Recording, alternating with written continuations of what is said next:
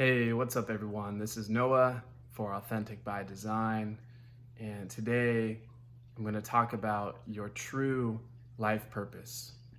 Really, your only reason for existing in this space, in this time, in this right here, and this right now. Okay? And I'm going to talk about why this is important to discover this, why you would want to actually put forth the effort to discover your life path and not only figure out what it is, but to walk it, to actually walk the walk and put the rubber to the road and make efforts to experience the unfolding of this path in your life, right? What the practical applications are for you and what you get out of it by doing it. Okay. So, without further ado, your true life purpose, right? Your reason for existing right here, right now, in this space, in this time, on this planet Earth, in this physical body that you have, is simply to be who you were meant to be. Right? It's to be who you were meant to be. So what does that mean? What does that really mean? Well, in order to fully grasp this concept, I find it helpful to have a discussion, or at least a baseline understanding of the nature of creative infinity. Right? Creative infinity is such that everything exists, everything always has existed, and all things are existing here and now, right? And the present moment becomes crucial to the implementation component of walking your life path, right? And so we'll talk about that in just a second. But the nature of creative infinity is such that although all things exist, no two things are exactly alike, right? And you can get really, really subtle about these distinctions, right, on the molecular or atomic level, but no two things are exactly alike. Okay, no two rocks, no two trees, no two blades of grass, no two drops of rain, no two human beings are exactly alike. Now, there may be a lot of similarity in the sense that your DNA and my DNA are 99.99999 on and on percent similar. And yet the external differences are obvious. We look different. Our hair or eye color or skin color or our height or our weight or our body type are different. Our biological sex may be different. Internally, we're even more different, right? Our personalities are completely unique. The way we experience emotions and all of our life experiences, which have shaped us, have made us completely unique. And yet we're still so similar, right? 99.999 and so percent. But the nature of creative infinity is such that because everything exists, you, in the exact nature, the exact makeup as you are right now, is the only version of you exactly so that will ever exist. And so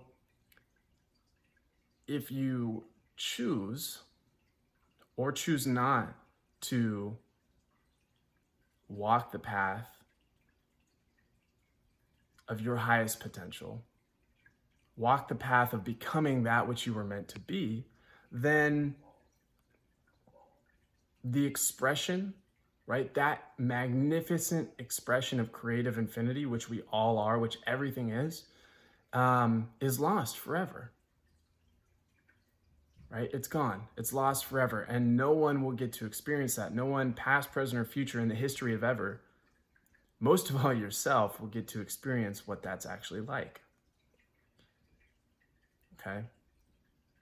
So this is sort of like the metaphysical argument for walking your true life path, your true life purpose.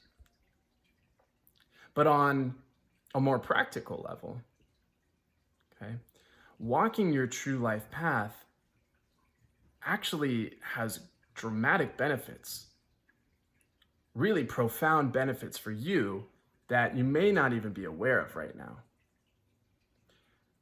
You see, when you walk your unique life path, the one path that was created for you, right? And we all have this unique life path because we're all completely unique expressions of creative infinity. And two paths may look similar, but they're never exactly the same, right? They're never exactly the same.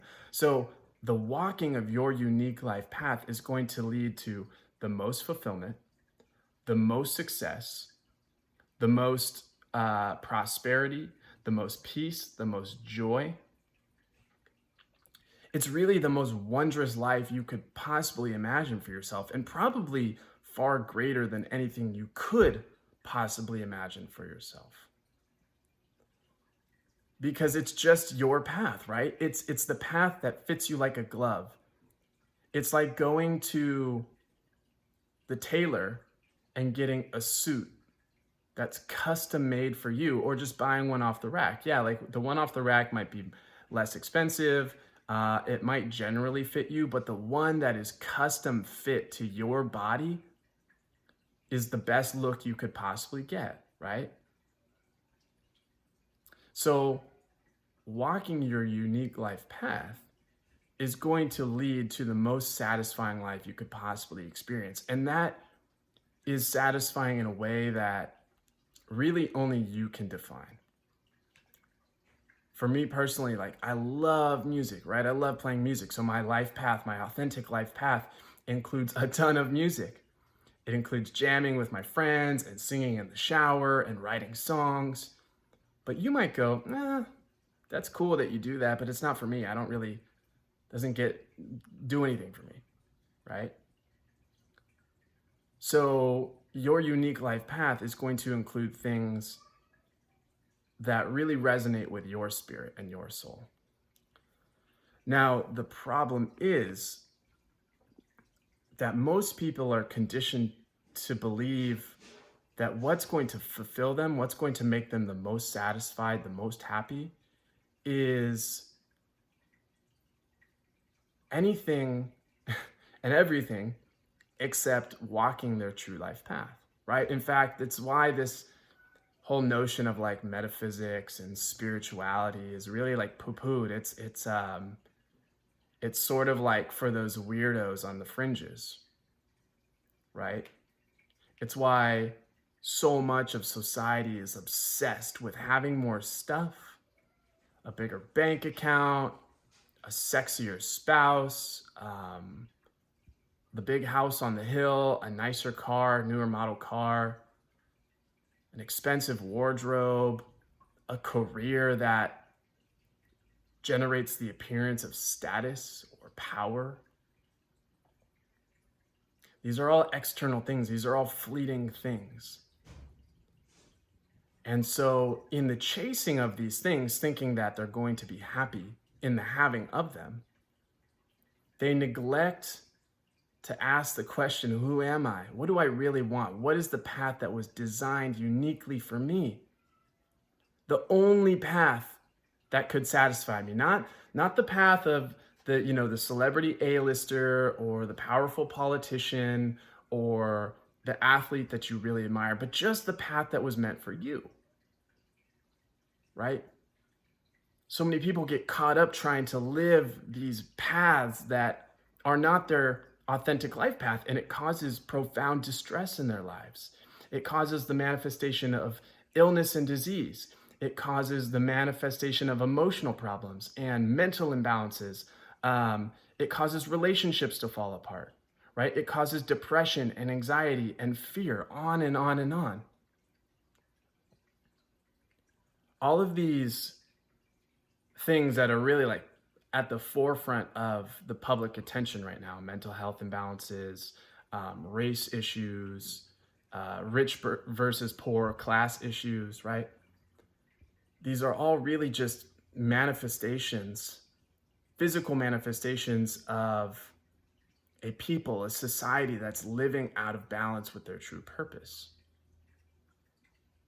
And so these things are actually like a tremendous gift, right? They're not exactly negative, although we perceive them to be. They're more like indicators.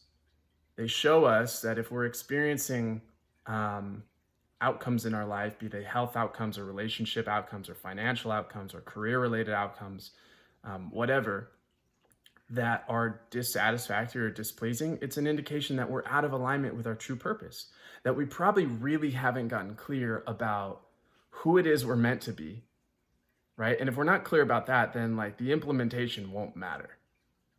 The implementation couldn't possibly happen because you don't know. And so you can continue, right, to live inside this tiny little box that society has created for you. The mind prison, the heart prison. You can continue in the rat race of trying to attain all of these things that you think are going to make you happy, doing everything except asking the question, who am I and what do I really want? What was I meant to do?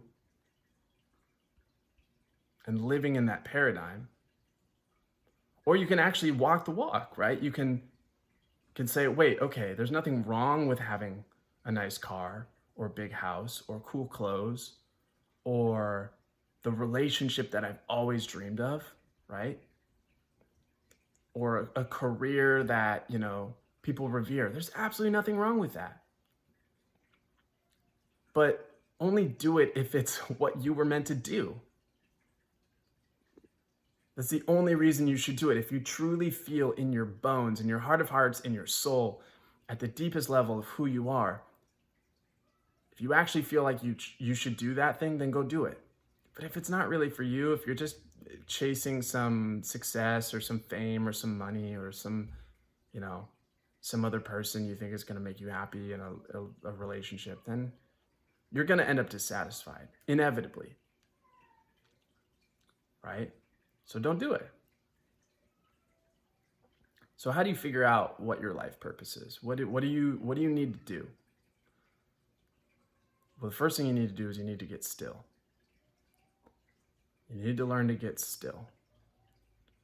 Part of the reason why the news cycle is so short, right? It seems like there's a new tragedy or a new trauma nearly every day now, nearly every 24 hours. And why there's so much information, be it on the internet or on television or advertisements on the billboards driving down the road. It's just to keep you distracted.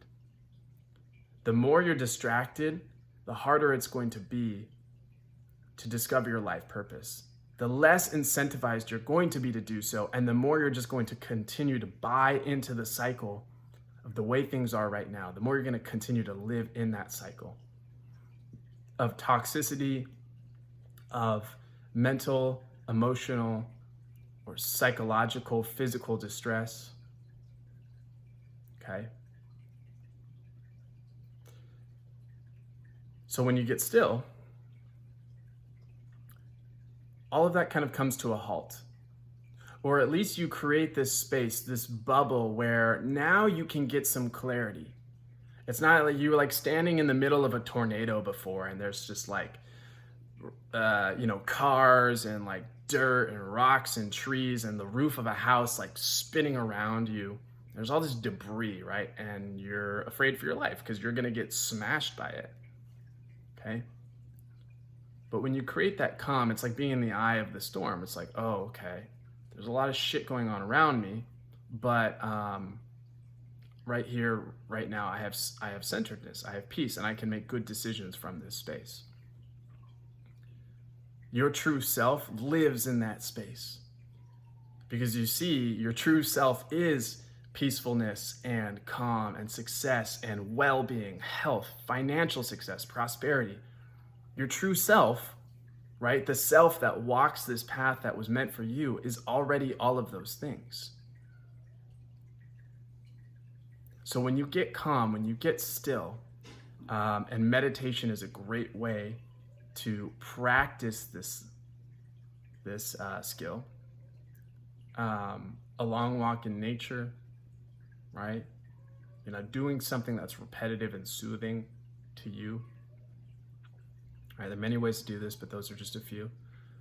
Getting still is going to allow you to create the clarity that's necessary to start to receive the information, to start to commune with your higher self, your inner self, your true self, about what it is that you're actually meant to do. Okay? And then once you have some idea, then the next step is really just doing it. It's just doing it. It's ripping off the Band-Aid, right? It's actually stopping making excuses as to why you can't, and just making an effort to do so, because what's going to happen is that you're probably not going to get it right the first time.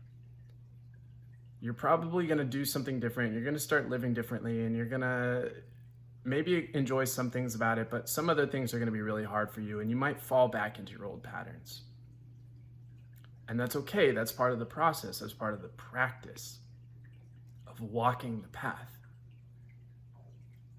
It's like when the great masters talked about the narrow way, right? The narrow path to heaven, right?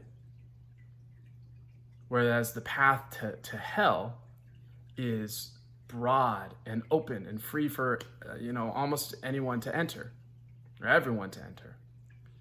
What they were really talking about, at least the way I see it, is this concept of being yourself and making your highest contribution, discovering your greatest joy and purpose in life, really fulfilling the purpose for which you were created, right? Heaven representing the concept of salvation or an enlightened state of being, happiness, joy, right? And hell representing the concept of distress, right?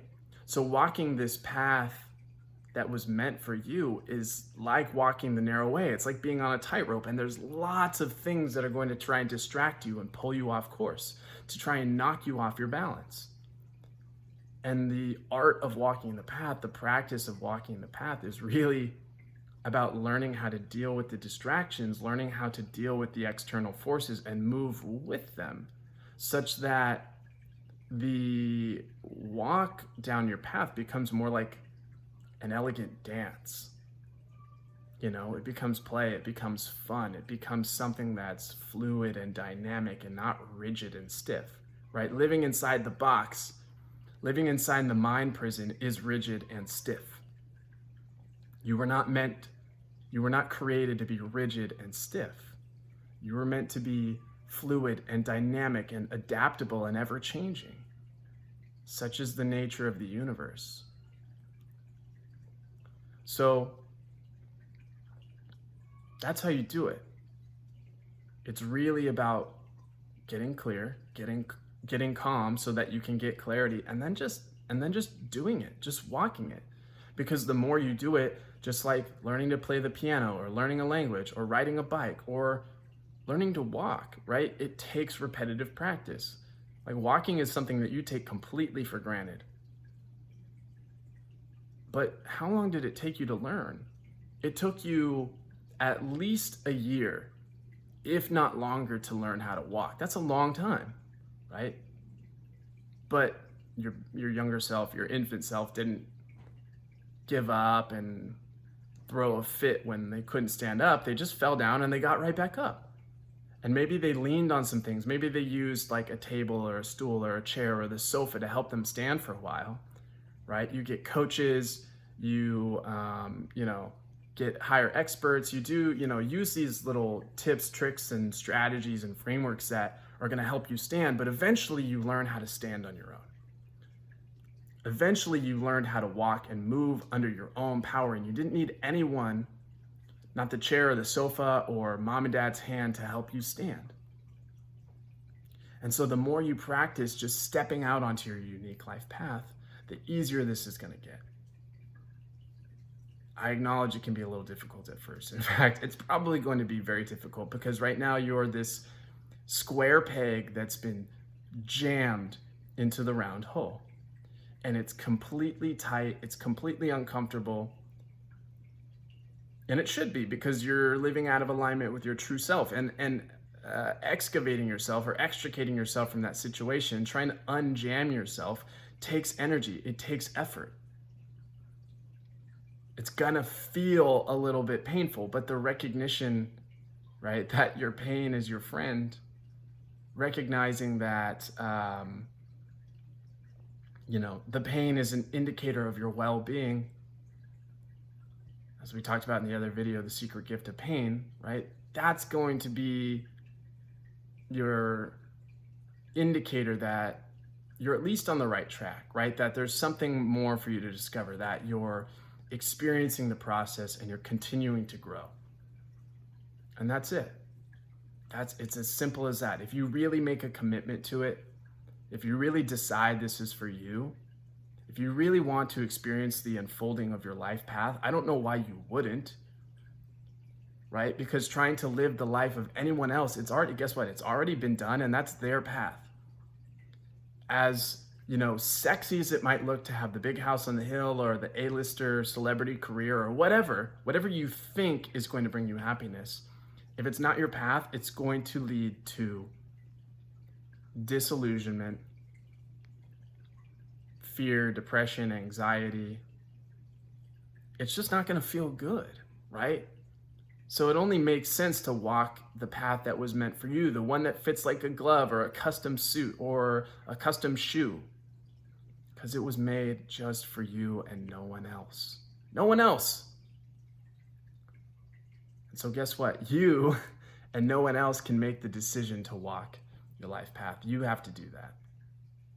If you do that, if you at least commit to the process, if you make the decision that I'm going to do this because there's nothing else I want to do, there's nothing I could imagine wanting to do more than this. I want this more than I want to breathe, right? That's how bad you have to want this. But if you want it that bad and you really commit to it, then it's inevitable. It's already happened. It's done.